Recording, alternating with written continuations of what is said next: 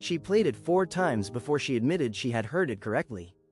4 seconds. A woman's voice she did not recognize. 1 sentence, and then the line went dead. She told me to call you if anything happened. Mara stood in her kitchen with the phone in both hands, the recording still lit on the screen, and tried to make sense of what she was looking at. The call had come from Claire's number. Claire had been dead for 6 months. The accident happened on the night of February 7th, on a stretch of county road about 11 miles outside the city. Claire's car had left the road at a slight curve, gone down an embankment, and come to rest against a line of trees.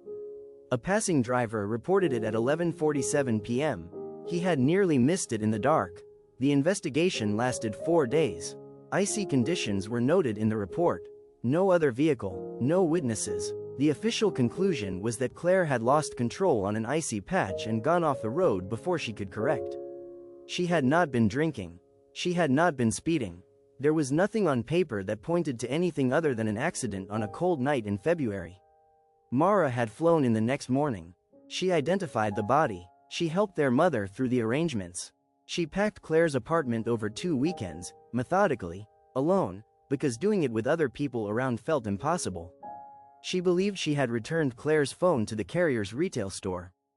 3 months later, she found it in a box she hadn't opened, still powered off, wrapped in a gray wool scarf. She charged it, scrolled through it briefly, and put it away. In the months before Claire died, Mara had noticed something changing. Claire had been pulling back, fewer calls, shorter messages, a quality to her voice on the phone that Mara had tried to name and couldn't. She had asked once. Claire had said she was tired. Mara had not pushed, and she had thought about that often in the 6 months since. Claire's boyfriend Marcus had been at the funeral. He had stood at the grave in a dark coat with his hands folded in front of him, said the right things to their mother, helped Mara carry boxes from the apartment. She had found him easy to be around, and she had thought nothing of it at the time. That was before the voicemail. She called the number back within a minute of listening to the message. It rang 3 times and then connected to a voicemail greeting, Claire's voice, still active, the same message she had been using for years. Cheerful, slightly rushed, as if she had recorded it on a lunch break. "You've reached Claire. Leave a message and I'll get back to you." Mara listened to it until the beep and then she hung up. She contacted the phone carrier the next morning. The account had not been cancelled. It was several months delinquent on payments but had not yet been disconnected. There was a grace period, and no one had triggered it. The account showed 1 outgoing call in the past 6 months. To Mara's number, the previous evening, at 9:14 p.m. 37 seconds total, including the time it took Mara to answer. The message itself, 4 seconds. Someone had been holding Claire's phone for 6 months and had almost called Mara. She went back to the storage boxes from Claire's apartment. She went through each of them slowly, in a way she had not been capable of in February, when everything had to be done quickly and at a distance from herself. She found a journal near the bottom of the 3rd box, inside a canvas grocery bag. She had set it aside without opening it when she packed it. She opened it now. Claire had never written in a way that invited reading. Her entries were brief and deliberate, written as if she assumed the notebook might be found by the wrong person. She recorded that things happened rather than what they meant. But a shape emerged, references to a group she attended on Thursday evenings, which Mara had not known about. A name that appeared throughout, written always as a single initial, L. "Talked to L tonight," one entry read. "She said I should be writing this down. I told her I've been writing it down." And in a later entry, L says to keep records of the money too. "I showed her the last 3 months. She didn't say anything for a while. And then, near the end of the notebook, L has the phone now. She knows what to do." Mara found an old bank statement folded in thirds inside the back cover. A charge from 11 months ago, $64 to a self-storage facility 2 miles from Claire's apartment. She drove there the next morning. She gave her name at the front desk, and then Claire's, expecting to be turned away. Instead, the woman behind the counter typed for a moment and looked up. The account listed Mara as a secondary contact, by full name, with access expressly granted. The unit had been paid through the end of December. 6 months of payments made up front, in cash, approximately 3 weeks before Claire died. She had known she was running out of time. She had still paid through the end of the year. The unit was small enough that Mara could touch both walls with her arms extended.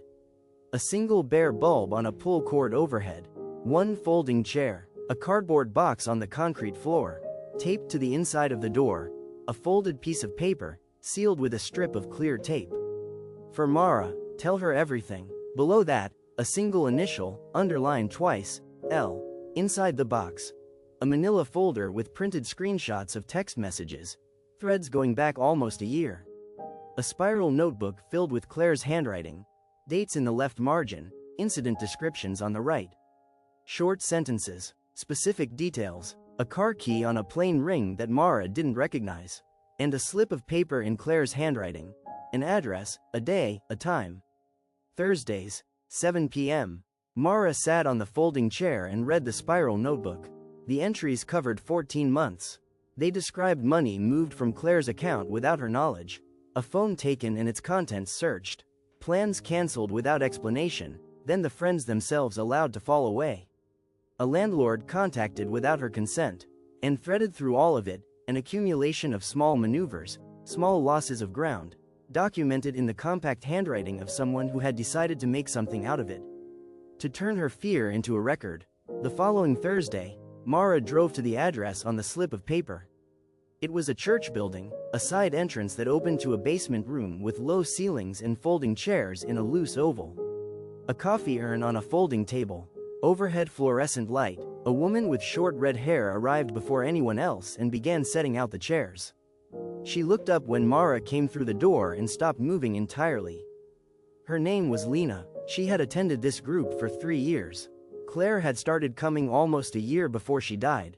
They had talked after every session, then outside of sessions, then regularly. And in the months before February, Claire had confided in Lena things she had not told anyone. When Lena saw Mara standing in the doorway, she sat down in the nearest chair and set both hands flat on her thighs and looked at the floor. A full minute passed before she spoke. She said she had been afraid to make contact since February. She had tried, several times, to work up to reaching out, and each time had talked herself out of it. The Thursday night she finally tried to call, she had panicked after 4 seconds and hung up. She had not known if Mara had understood. She had not known how to try again. Claire had brought the phone to Lena's apartment on the afternoon of February 4th. She had left it with a handwritten note, specific instructions about what to do if anything happened. She had said it in a way that sounded like a precaution. She had said it in a way that Lena had understood, even then, was not one. 3 days later, Claire's car went off a county road at 11:47 p.m. The recording on the phone was 47 seconds long. Lena had listened to it once, the night Claire dropped off the phone. She had not played it again. She played it for Mara in her kitchen on a small speaker with the volume turned low, and stood with her arms crossed, looking at the wall while it played. There was road noise underneath, a moving car. Marcus's voice came first, calm and unhurried, almost practical in a way that made it worse than anger would have. He said he knew Claire had been talking to people. He said he knew what she thought she had. And then he said, if she went anywhere with it, if she said a word to anyone, she would not need to worry about anything ever again. Did she understand him? Claire said yes. 47 seconds. Then silence. Mara sat at Lena's kitchen table and did not move for a long time. Lena made tea and set a mug in front of her and did not try to fill the silence. That conversation had taken place on February 4th. Claire died 3 nights later. The accident happened on a stretch of road she had no reason to use, not on any route from her apartment to her workplace, not on any route Mara had ever known her to travel. The initial crash report noted icy conditions on that specific segment of road. Mara drove it herself the morning after she sat in Lena's kitchen. The road was dry and clear for 2 miles in either direction from the embankment where Claire's car had come to rest. The crash report had noted the absence of skid marks briefly, in a subordinate clause. The investigation had not returned to it. Mara went home and found a business card in her desk drawer, a lawyer she had met at an event 18 months ago, someone whose card she had kept without knowing why. On the back was a handwritten number for a state investigator who handled domestic violence cases that had been closed or misclassified. Mara dialed from her kitchen, standing up, still in her coat. The investigator reviewed the case file within 10 days. It was flagged for secondary review by the state office. Marcus was interviewed 3 weeks later. He was, Mara was told, composed throughout. He denied everything. He said the recording had been taken out of context. He said Claire had been anxious and he had been trying to calm her, that his words had been badly understood. The recording was sent for authentication. The notebook and the folder of screenshots were submitted as supporting documentation. There were lawyers on both sides. There were delays. There was, for a long stretch, very little news at all. Several people told Mara to be patient. She understood that patience was the only option available. It did not make the waiting easier. She did not know, when this account was written, what the outcome would be. The legal process is particular about what it requires, and it does not always arrive at the place it should. What she held instead was this.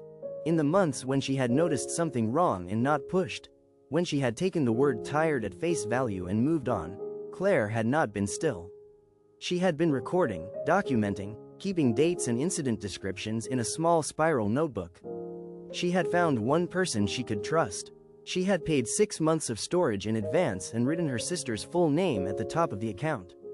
She had laid a thread and believed that Mara, if it came to it, would find her way to the end of it. The voicemail was a mistake. Lena had meant to dial a different number, had hit the wrong contact in a moment of fear, and had hung up after 4 seconds. A voice Mara didn't recognize. One sentence, then nothing. It was enough.